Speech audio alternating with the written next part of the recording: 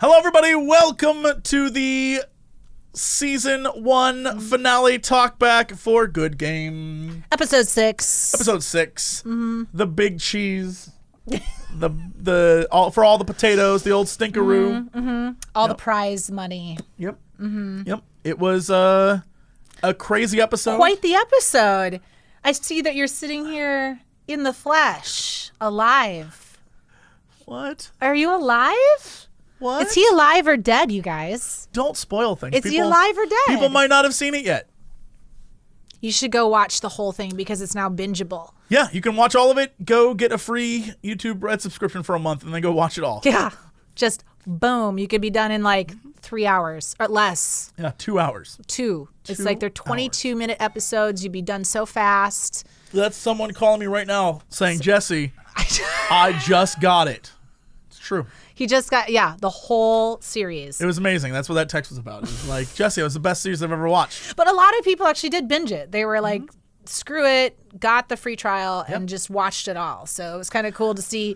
It's cool to see the difference between people who like watched it weekly and people who binged it. Because the people who binged it, I think, got a little bit of a different experience. I like the idea of everything being released at once and then getting to watch it on your own time.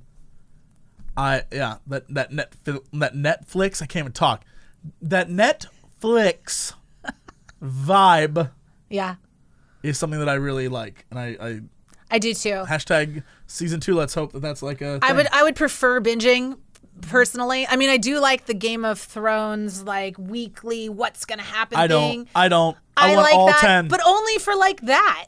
I mean, there's very few series that I'm like, I want to wait to know and torture myself, but not with Good Game. I just want to put this out there. If you had watched Stranger Things on a week-to-week basis, I don't think that show would have been nearly as popular. Guess what? I still have 2 episodes left. We're going to edit right here because we need to go fix that. We're done. Episode over. We're done. I haven't watched the last 2 because I had to spend so much time editing and everything with Good Game. I didn't have time. Oh, I would have been like, screw it. This show can be whatever it's going to be. I got 2 more episodes to watch. I got shit to do. I don't have time for this. We're going to watch it soon. My goodness. We are done. We're done. The finale is over. An incredible season. I would say maybe one of the best seasons ever. Of anything. Better than fall and spring. Truly. The best season. The best season. Good Game. Good Game season 1. The best season. Better than winter. Yeah. Oh, for sure better than winter. Screw winter. Yeah. Oh, yeah. No one wants winter. So a lot of you had questions, and we are here as usual for our talkback to answer them. Yeah. I am going to try and avoid as many spoilers as possible. Okay. Just so we can be like, go watch the show. That's true. I mean, there's going to be probably some spoilers. Yes. FYI, there's probably going to be a couple. I left out some questions that were very just like on point about the ending. And I was like, look, I'm not going to spoil the last 5 minutes of this show. Let's start with Tired Posey or Toaster Posey, depending on how they're feeling that day. Congrats on this great series. Thank you. Any behind the scenes, deleted scenes, bloopers you can share with us now that's over? Yes. In fact, right now, right this very moment, editing in right now, that thing I've been promising you forever. Oh, that's right. What was your life built around before, besides sucking my sweet dick? If you think his dick was good enough to suck, then maybe you should suck his dick. If you think it was a fake dick sucking offer, maybe I will suck his dick. Good! Maybe I'll find another dick to suck. Then you won't suck so much dick next time. And now we're back. Yes. Yeah. Finally able to share it. It was great. It's pretty awesome. It's truly... You've been waiting a long time to share that. Yeah, I don't know if it was worth it, but I'm hoping the comments are just going to only be about that. Because I put a lot of hype behind that thing. You really did. Yeah. So, and then I've got some bloopers too. I put up a blooper or a behind the scenes moment of when we were at Blood Match when Aaron was trying to get our Draco Malfoy lookalike to kiss him on the screen. Yeah. And the guy actually looks over and he's like, oh, and they kiss on the screen, like not really kiss, but it's hilarious. Yeah, it's on my Instagram. Touch. Yeah. It's great. funny, but there's we've got some stuff that we put on Instagram. We had a lot of downtime on, especially episode 6, where there was a lot of like technical stuff and we have to set things up. There's a lot of like sitting around waiting, and so there's a lot of goofs. Yeah. I have a lot of photos with me and the cosplayers from the show. Yeah. I love those guys. The cosplayers were great. They were so into being non-existent characters. They were so happy to be. This guy was like, I'm an eyeball. I was like, yes, you are. I know. And he had like a little a thing that would make his wings go up. It was amazing. It was awesome. Yeah. And Buttered Rage, she was great because she wasn't really quite sure exactly what her character was. She just had giant ears and like a baker's hat. She was unaware. She was just like, what am I? And we were like, I don't know. You throw like muffins. Yeah, you're a monster lady with a baker's hat and a candle that throws muffins. You fortify people with your brand. Yeah, that's true. That's one of her spells. It was great. It was incredibly fun. We have a lot of behind the scenes stuff. I'm sure. Hopefully YouTube will publish some of it. I know that we talked about it a little while ago, so maybe something will happen. Yeah. The next question comes from Lewis, who says, what is Killcore's business model? This is a great question. I truly, in my core, I've told you this before. In my Killcore, I want this to be a plot line in season 2. Yeah, absolutely. Killcore will be, Killcore will be looked at much stricter. No other. I'm not going to comment any more on that. Lo and behold, may the YouTube gods bless us with season 2. Yes. That's what I want it to be about. Yeah. Because I don't want it to be about that, but I want like one of the many plot lines to deal with the business model of Killcore, because boy, do I got jokes. Oh yeah. Just the business model of Killcore is just a funny question in and of itself. Yeah. So there's a lot with the game industry, I think, that we can really tackle with Killcore. There's a lot to be said for, the game that Jesse created. Yeah. Jesse's character inside. What happens in the fallout? What happens of the end of episode 6? Who knows? That we can't tell you exactly what happens except for something with this guy. Yeah, who knows? And Ninja Brian. Yeah. Who knows? Who knows what it'd be about? But I'm very interested in continuing it. Yep. So that's the business model for now. Yeah, the business model. What the rest of the business model is, I would imagine it's free to play. Yes. It's definitely free to play. But well, maybe not. Yeah. Okay, fictionally, it's free to play. Yes. In the show, it's a fictional MOBA that is free to play. Yes. And you can purchase skins and do everything just like you can in League or Smite or Heroes or any of the other MOBAs. I'm trying to think. But in reality, it'll depend on the demand and what I wasn't thinking about reality. Yeah, that's true. That's different. We'll charge you like $50 for it. Are you kidding me? We're going to charge you a ton of money. In reality, we're taking everything we can get. In reality, if we can make anything, we're going to sell like 8 different collector's editions. One at Best Buy, one at GameStop, one at you buy it online. Fries. Oh, Fries for sure. Fries, yeah. Yeah. Mm-hmm. Everywhere you go, there's going to be a Walmart edition, a Target edition. There's going to be a Kmart edition. I don't even know if there's still Kmart. There's going to be Kmart editions. There's a Kmart. There's going to be a Blockbuster edition. TJ Maxx edition. If they're in the UK, TK Maxx. There's going to be Blockbuster edition. There's going to be everywhere you go. There's going to be new editions of this game, and each one's going to have a different skin that you can only unlock by buying that. We'll give it to YouTubers. Be like YouTuber edition. There's going to be like a $300 version that has like a statue of Sweet Nuts. Oh my God, yes. Yeah. Oh yeah. Are you kidding me? We're going full corporate on this shit. I mean, in the game, I imagine it's just free to play, and there's, your normal, but we've been seeing a few trends lately that I'd love to tackle in season 2. Yep. JD says, who, in your opinion, had to do the least amount of acting throughout the series? Ninja Brian seemed pretty on brand. It's true. Very on brand. Ninja Brian didn't really have a whole lot of lines. But neither does Ninja Brian in real life. Yeah, exactly. So, who had to do the least amount of work? I truly, honestly believe it was Danny. I don't know. I think Danny, even though he had some A of lot what of I monologues. consider to be the most lines in the show. Yeah, he did. And the most like emotional arcs. Like, I still think he just played himself. Convinced of it. I'm convinced. Even Danny at the had end a of the day, glorified version of himself. which I think is who he really is, and he subdues it in real life. He does, I think. But Oh, absolutely. there's a couple moments that Danny just excels with acting so well. There's two in particular. One is in episode 2 at the bar when he goes to leave, when he's like, I'm out. And she's like, oh, no, you're not going anywhere. And he goes, you can't make me. And his face when he says, you can't make me, is like, he has that, you can actually see the terror of Alex inside of him, of like, that's who Alex is like, he does not want any kind of confrontation. He doesn't want any kind of anything. And he's just like, no. And you see this like bottom level sort of seed in him.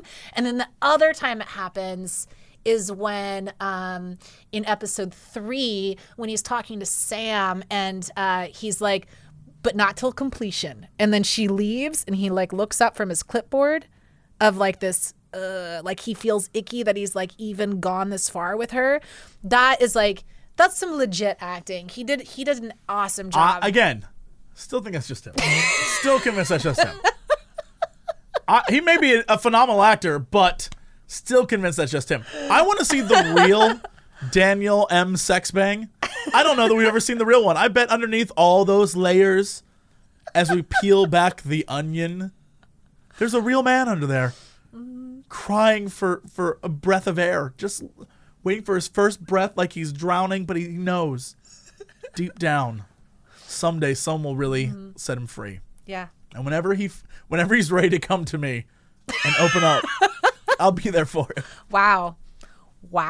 That would be a romance for season 2. I'll be there for him. Only, you know. Maybe that's the season 2 arc. Yeah. Season 2 story arc is Shipping Jesse and Danny. I mean, I am in some bit. I do have some control over this. Jessix. Would that be the shipping No, name? no, it's Coxbang, please. Did you have anyone else that you thought was like who did the least amount of acting? I think everyone in the show played. Everyone did a really good job with acting, I think. There's a lot of comedic timing. There's a lot of Who did the least amount of acting? Probably me. Probably me. All I had to do was like be sad. Like, boo, my life sucks. Like shit. That's all I had to do. But that's not normally who you are, though. So I guess that's true. that is acting. I guess that's true. Shit. Who did the least acting? I don't think it's possible because it's a show that's a scripted show. So although I totally appreciate the question because it's funny, at the same time everyone worked their asses off. Like people had to learn a lot of dialogue, and it's not only acting always happens. The best acting moments are usually like when you don't have any dialogue at all.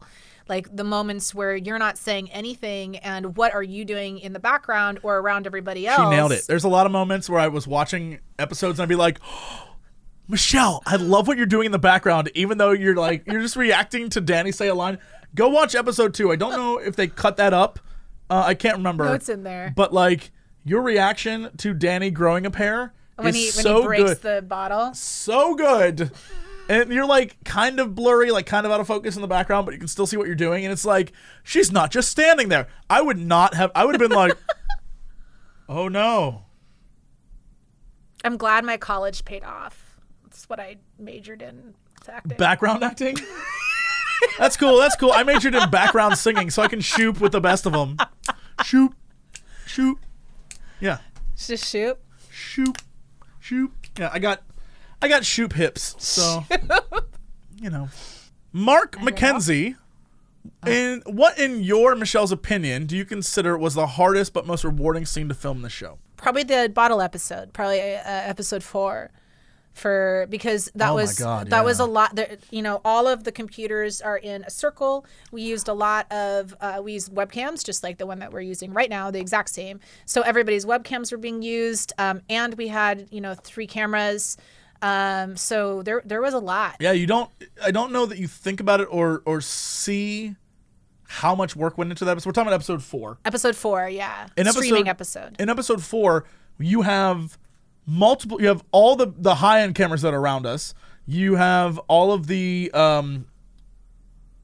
these cameras. You have all of the screens of video games. You have all of the chat.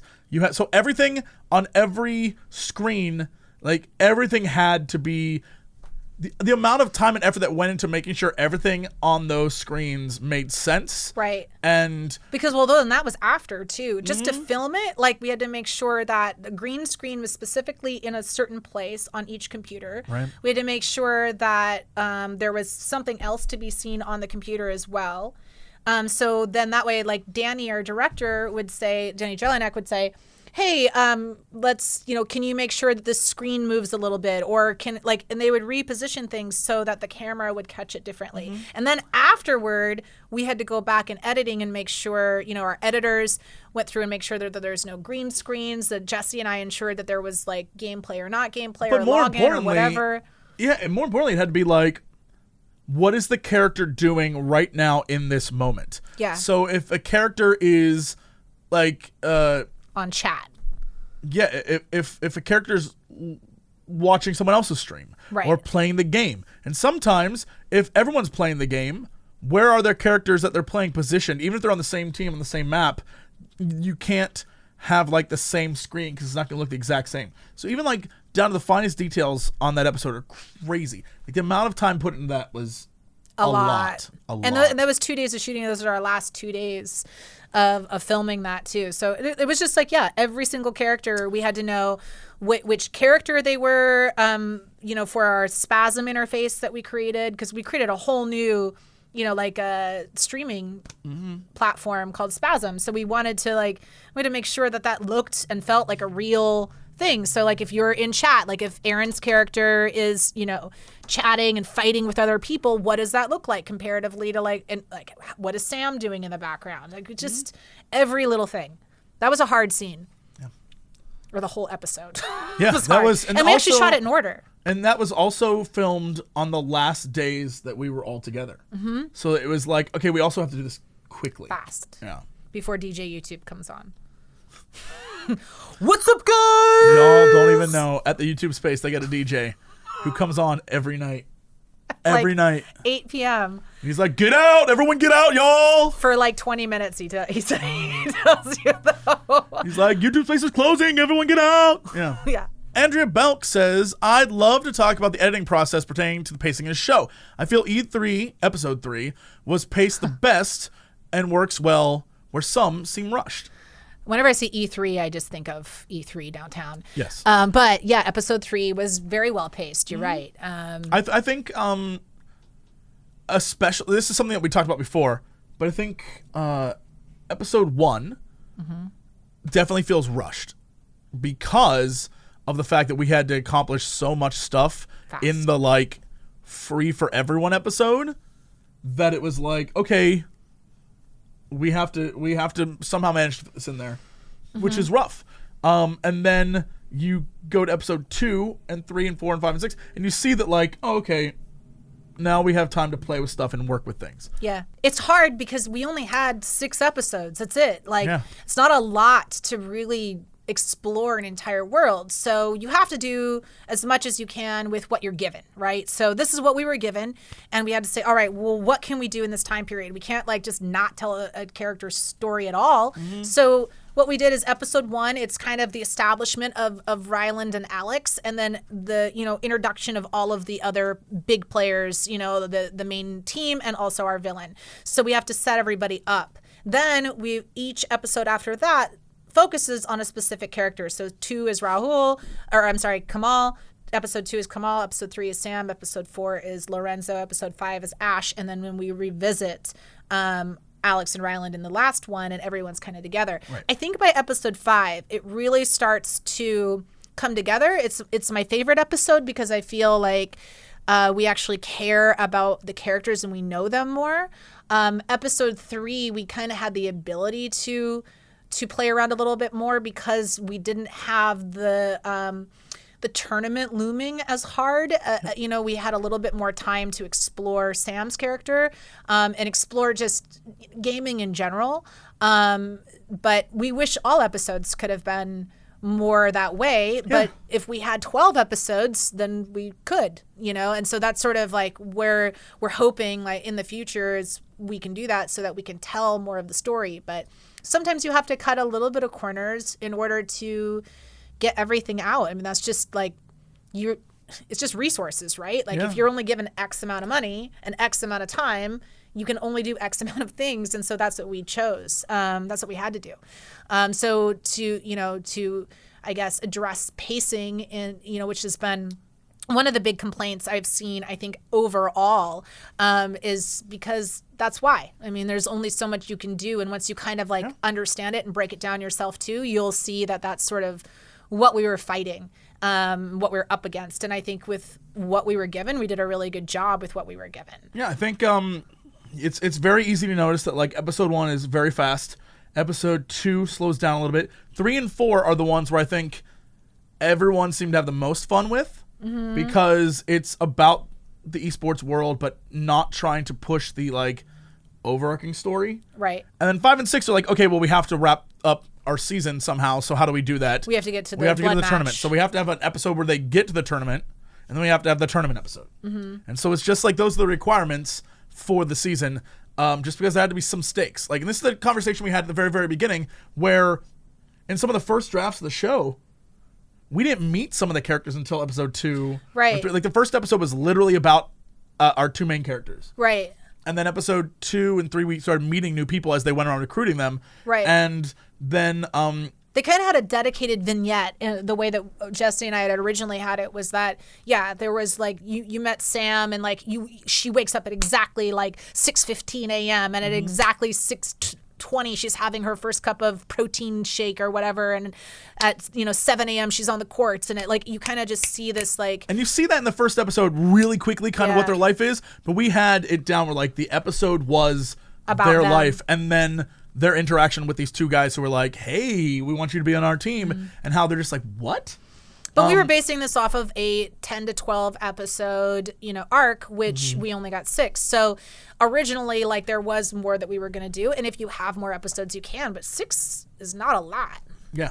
You realize that very, very quickly when it's like, okay, well, it needs to come under a certain time and it needs to be in 6 episodes. And you're like, how do we tell this story? Right. And I think really tackling like on episode 3, you were saying like with the pacing, like really tackling the one character that is not a normal gamer. Like Sam is the one character outside of Lorenzo, obviously, but Sam is the character who's not a team player. She plays tennis, a single player sport. She is not used to playing with a team. This is not her dream. Her dream is tennis. Like this has nothing to do with what she wants to do. Lorenzo wants to be involved with anything. Like Sam's kind of like, I got bigger dreams that'll pay me more money is how she sees it. So kind of focusing on her character to really like bring her into that world because she's sort of different than the rest of the characters in that way. Yeah, and I think come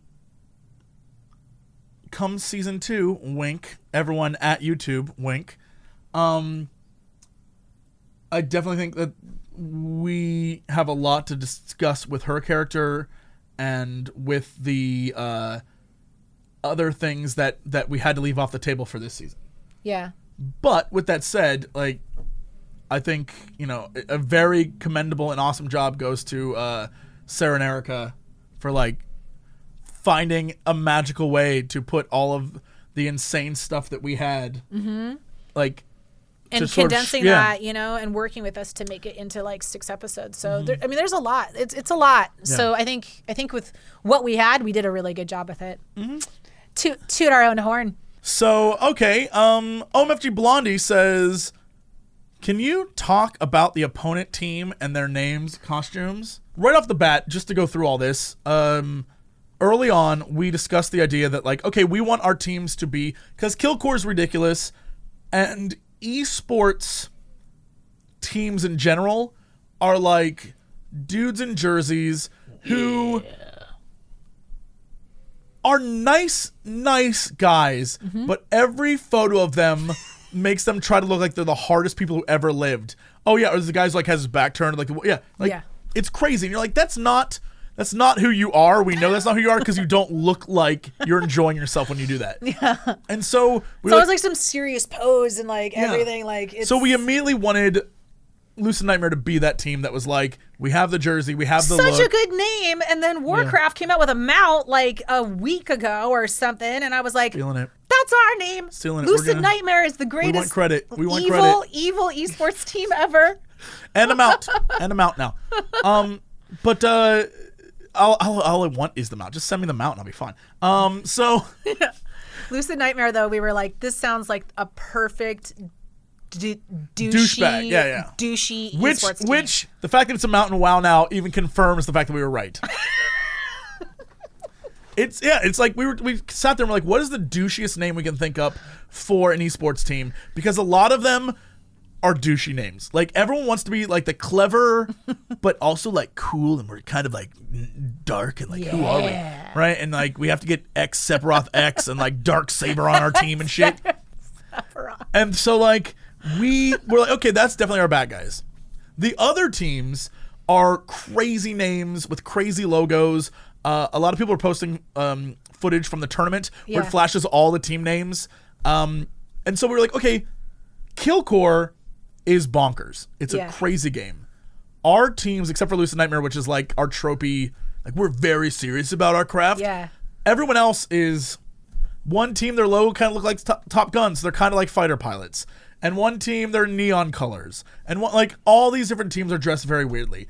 And so I want to have fun with that because there's a lot of teams, especially in the League community, like Unicorns of Love, like some really fun teams that like, you know, they dress up and they post funny videos and like they have a good time with it. And so we wanted to try to like show, okay, here's the serious like Lucid Nightmare douchebag part of esports, and then here's the like Unicorns of Love funny like dress up like let's all like make this a fun thing for everybody kind of thing. So that's what Shiny Happy and Dos Gatos and Memageddon and all of the other like ridiculous. We have a lot of names. There's a lot of names we came up with that are awesome. But at the end of the day, if you're talking about low expectations, the joke there is that one, it's our team. Low expectations is our team. Low expectations is the team that wins in the very end. Yes. Spoilers. But low expectations is our team that is undefeated. It's undefeated. It's a team that myself and a bunch of our friends, when we go do like show matches and stuff, we always are like goofing around, having fun, and for some reason they bring in like people who are like hardcore gamers, and somehow we just win.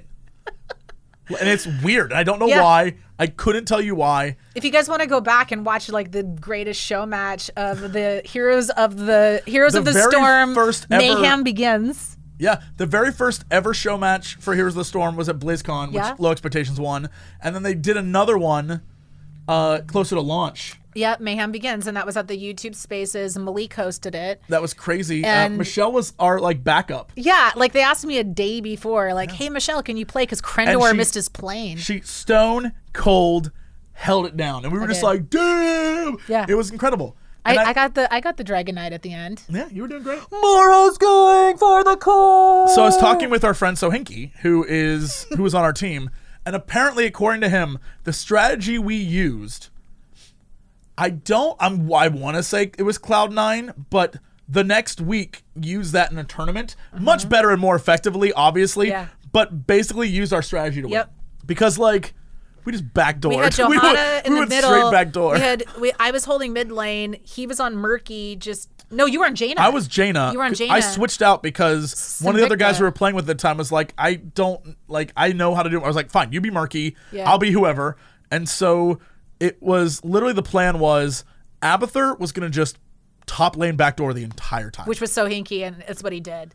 And he would like switch off between us and like try to help us. But so what happened is because we had you on Johanna in the middle, and because Johanna is like a super unkillable at the time, like just super powerful, we had you just get XP in the middle and just like fight over the dragon. So whenever they tried to get the dragon, they couldn't get it. Mm-hmm. And then myself and then Sinvicta as Murky and my brain just died. Lasercorn, we were down bottom lane. and it was like 3 bottom lane. And so they would keep coming down bottom lane, and they would like focus fire the hell out of me. And just but they could not stop Murky. So Murky was pushing one lane, Abler's pushing another lane, and you're just in the middle like causing drama. And it was a long ass game, and I know a lot of the time we were down by 2.5 even, and we still came back and we won. So Team Low Expectations has this lore of like, it's funny because that was my very first guild name in World of Warcraft like 7 years ago. Low Expectations. So it's just funny. Then they like randomly had this team name. I'm like, what? So I was very honored to be asked on that team. You're a permanent member now. Yep. Once you're on Low Expectations, you're always on Low Expectations. Yeah. And so the joke there, obviously the team name was based off of our team because that's funny. But the characters that are on the team, the people who are on the team, we wanted to make this very clear. I think we talked about this before. Our team is like Seinfeld.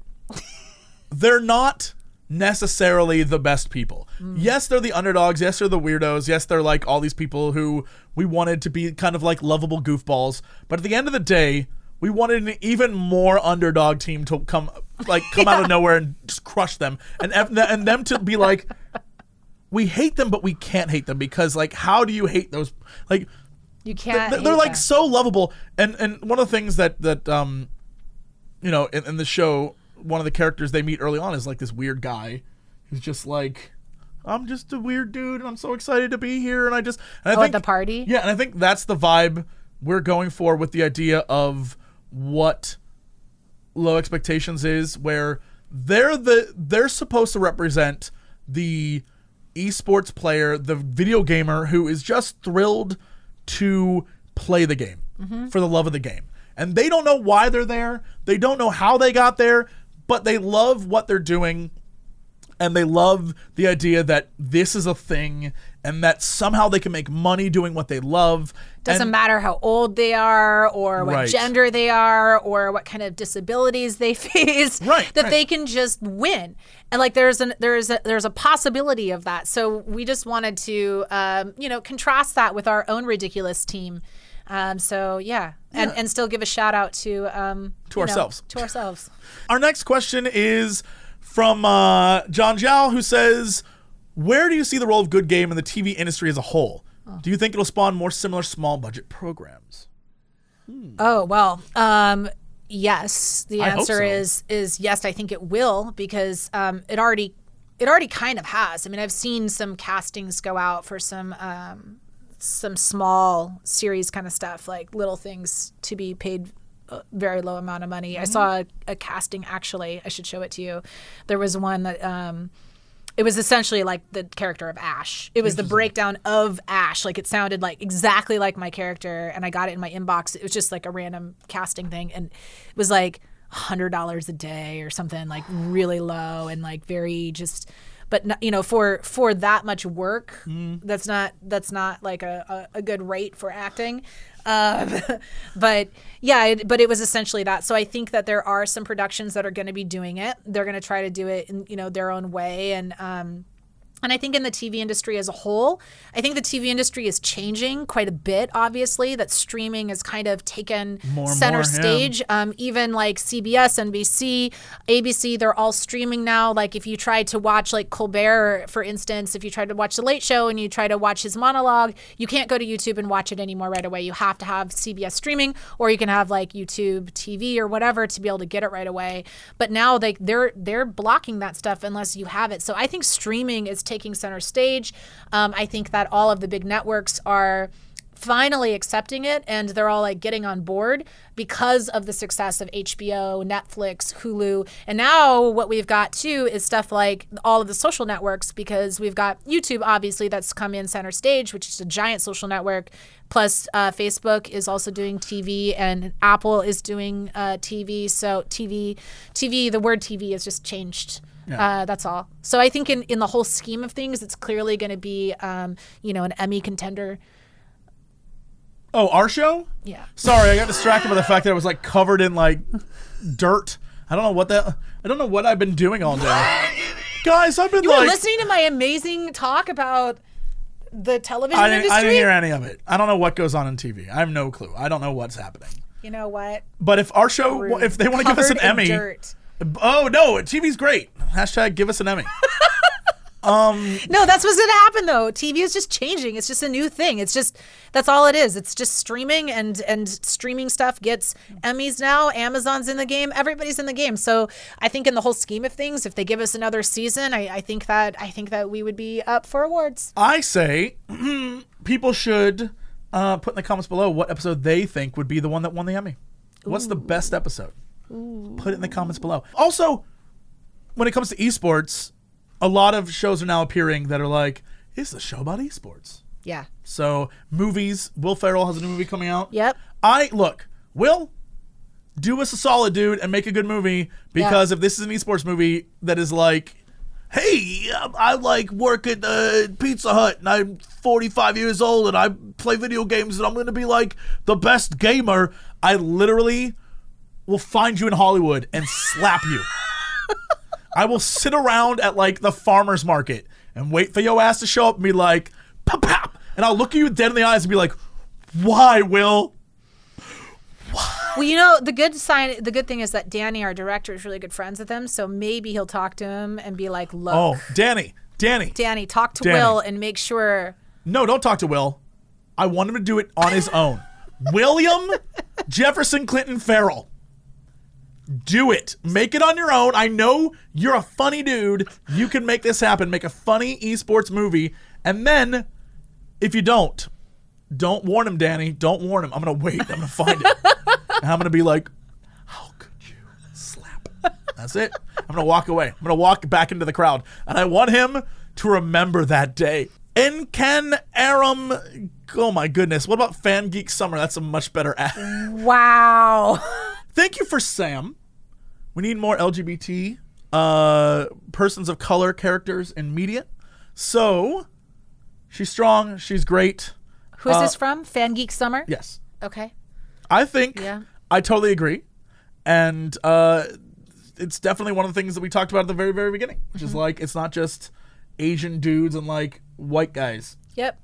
That's the internet is a lot more people, and video games is a lot more people. And we definitely, I think we mentioned this in the very first talkback. We were like, we created character archetypes, but when it came to gender and when it came to race, we were like, whoever the better actor is for the character, that's what we picked. Well, except for the team, it was important that we had 2 female characters because we didn't want to You're right. From the beginning, we wanted 2 females.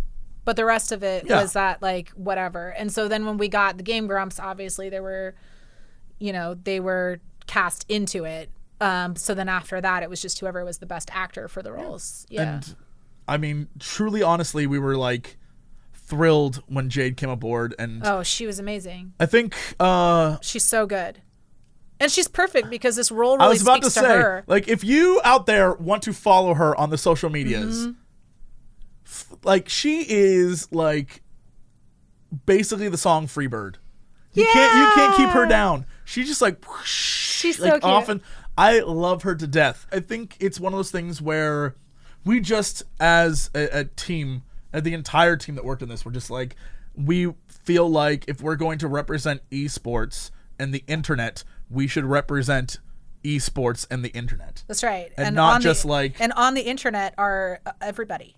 Literally everybody is on the internet. So to confine yourself to what you know, like to have like, you know, my world experience or whatever be just what I say, like this is what our team is. That's not the case at all. So we definitely mid sure. And I'm glad you like Sam's character because we really like her as well, and Jade really kicked ass. So I'm really looking forward to exploring her character more. We have some dope really good ideas for Sam. We have been talking about this for a while. There's such a good. Oh, we cannot wait. I feel bad because I don't know that I've given thought to any of the other characters but Sam. What? Yes, sorry. You have. And one other character, but most of the characters I'm like, we'll figure that shit out later. But Sam, every time I watch, it's a really good arc. Jade do something in the show, I'm like, I got a new idea. I got another thing for her. I can think. I have so many amazing stories that I'd love to tell about her character. We have a really good arc too, though, with Kamal that we thought of. Yes. Oh my God. Yes. Oh, never mind. We've been thinking about everyone. I just forget because he gets excited. I get very, He gets I'm very excitable. excitable. He I'm gets very excitable and he forgets. But there are some. Kamal's got an amazing one too. Yes. Actually, everybody really does. Oh my God. Yeah, never mind. I thought of the other story arc we came up with. We've been thinking about a lot of things. Hashtag season 2. Just at YouTube. Hashtag season 2. Hashtag good game series. Because she's a character, I'm trying to think like the best way to say this. Because she's a character who is very good at hiding her emotions, it allows us to keep the story very much like there's a lot in her that we don't know. And there's a lot she's unwilling to share. Like, meanwhile, you're just like, I'll say whatever I want to say, and I'm pissed off at this and this and this.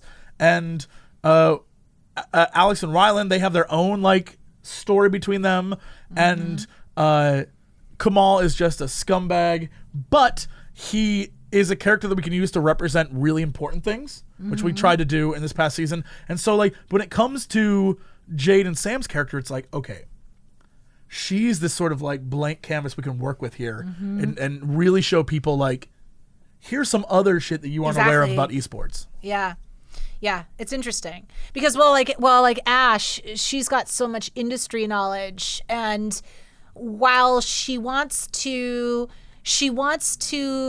play and be respected, she also doesn't want to fuck up. She also doesn't want to be the laughing stock of the esports community. She does want to be accepted, and she does want to win, and she does want to like prove them wrong. She wants to be like, fuck you guys. But she's also not willing to just like give everything up for it. So she was willing to like go and be with another team even because she wants to win so badly. I mean, she needs money. So she's in a different position, you know? Can we go back to the question that said, in your opinion, who had to do the least amount of acting? I change it. I changed my opinion. Yeah, I think going back to the original question, which is an important one, I definitely think that showing as many different people in your show is important. Yeah. And I know that there are a lot of people who watch this show in the Game Grumps audience who are from a wide variety of backgrounds. And so it's like, you know, we'd be doing them a disservice. It was just like the Game Grumps plus like a bunch of white dudes. Yeah. That's our next series. Game Grumps. It's just a bunch of Forrest Gump. Yeah, Game Gumps is literally it's the entire cast of our show playing Forrest Gump. The new game from Cry for Help Studios. Forrest Gump Simulator, Game Gumps. That's where I'm going with it. Well, I totally butchered that question, so we're just gonna move right along then. Marcus Snow says, the toxic stream chat, specifically the racist sexism, hit me hard. Was this specific prior experience or something else? Great series. Thank you. Yeah, thank you. I don't know of anyone who has never experienced toxic stream chat or toxic chat or like, that's the internet. To not include that would be a lie. Yeah. On like the fundamental level of our show. Yeah. That's how it works.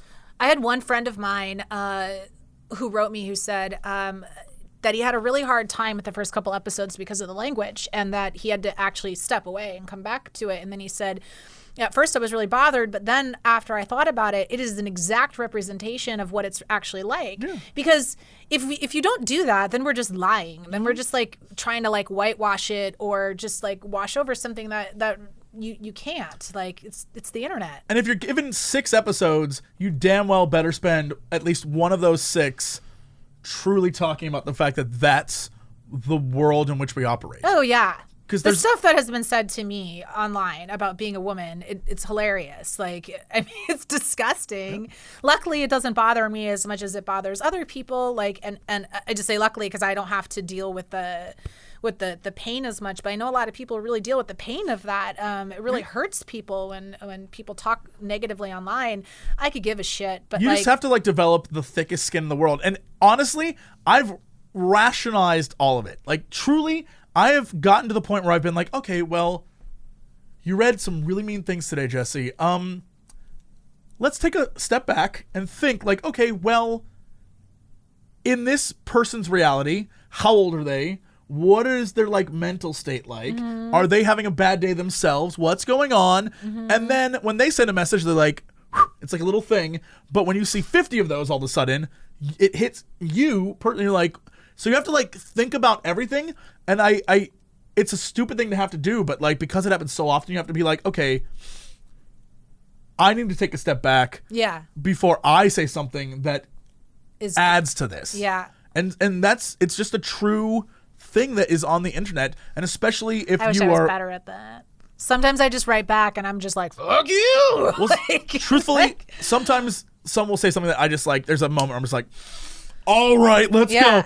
And that's then, what I like Aaron's for when he's defending Sam in the when Ryland is defending Sam and he's like making those faces and he's just like, because you can't wait. You're like, I'm gonna get you, and then the minute you type and press send, you're like, ah, shit, why did I do that? Because you know it's only gonna get worse for you. It's never gonna get better, and so you're like, ah, God, and so I think it's something that definitely needs to be talked about in the show, and even in the future, it's something that constantly is gonna be an issue, and I think that it's not something that'll go away ever. Never, because as long as you're allowed to make your screen name Darksaber 4, then no one will know who you are. You can still be a dick. And here's the thing, though.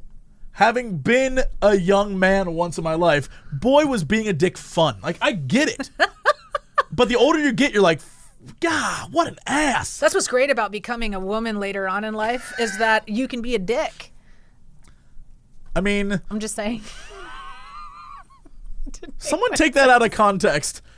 Was being what the thing about being a woman that's great in life later is that you can be a dick. Because you don't care. Kristen, what did that mean? What did that mean? The next question comes from Jasmine, who says, such a good season. Thank you. Congrats, you guys. Hoping for season 2. Was wondering, was Steeman's offer to Alex actually legit? Thanks. That's a good question. I think that that Steeman would do anything to throw off another team from winning. So anybody who's going to beat him, he will try to undermine. Because it's specifically esports people and specifically Ryland, his offer was real. That doesn't mean that the details of the offer would have been real. So while he may poach Alex, he might not actually have him doing anything. I mean, Alex doesn't have any real experience. Yes, he turned, like the line says, you turned a bunch of misfit toys into a killing machine or whatever the exact line is. But he says something to that effect, praising Alex. Alex did a good job, but at the same time, you've got the rest of the team. You've got Ash essentially coaching Alex. You have Ryland, who is a genius at the game, as well as Kamal, and Sam, who's always working her ass off. I mean, the only person who's really not contributing is Lorenzo. But, you've got... He does his bit in the end. In the end, he comes through. Those other 4 players must be really good. So, but Steeman will do anything to undermine Ryland. But now, that was a real offer because it was the night before the blood match, hoping that he could screw up the team and get in their heads. Yep. So he would do anything, but who knows what the details would be. Because in esports, as everyone knows, contracts and offers don't always go the way that people say they do. And we've definitely thought about the future of that as well. JD says, love it so much, guys. OMG. Aww. Thank you. Do either of you have a favorite piece of fan art? If you could have something made, what would it be? Well, first of all, there's been some amazing stick figure fan art of Jesse's character that I have loved. I like to thank all the stick figure artists out there. You are genuinely phenomenal, and I love all of them. The stick figure of you throwing the shirt into the pool is one of my favorite things. Thank you. I forget who it was. I have everybody's name down somewhere in my phone, but thank you so much for drawing it because I laughed so hard. It made me really happy. Ugh.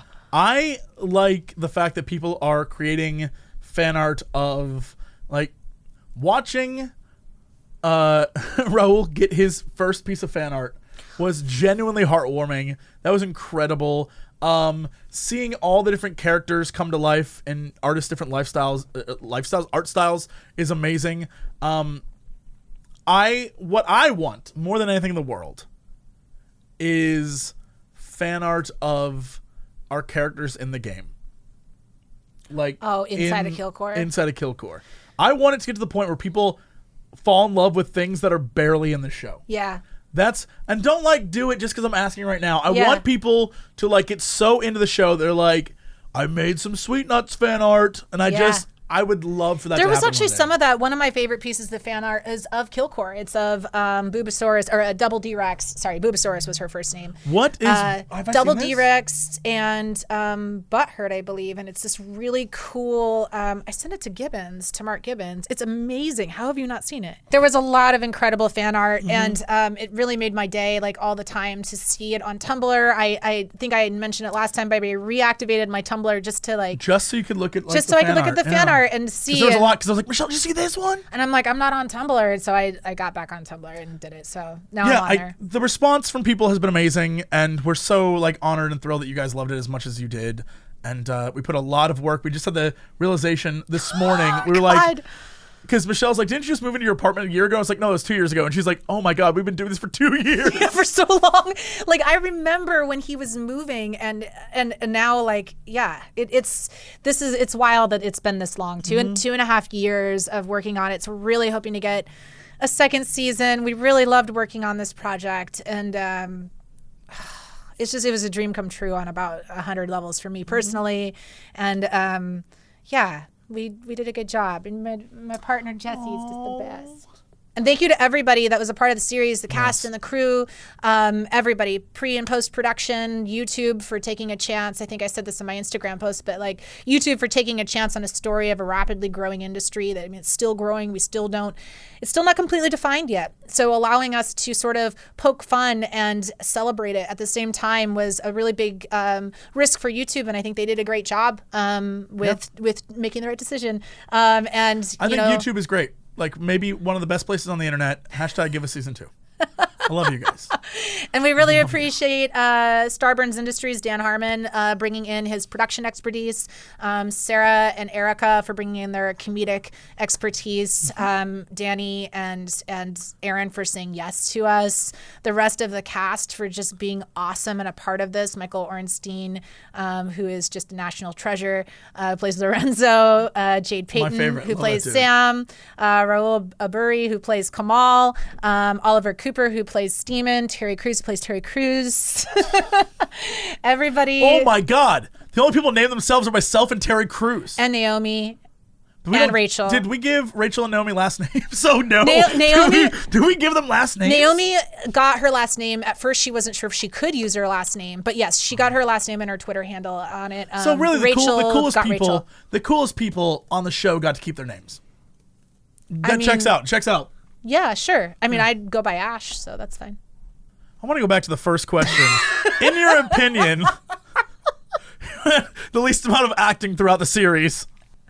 You know what no one asked? Nobody asked about Ash and Ryland almost making out. No one asked. You know why? Because it didn't happen. Didn't happen. I was looking for, like, sweet smooches. Yes. Sweet alcohol-filled smooches. Yep. Truth be told, that is the second grump that I have almost kissed. Truth be told, that is the second grump I've almost kissed.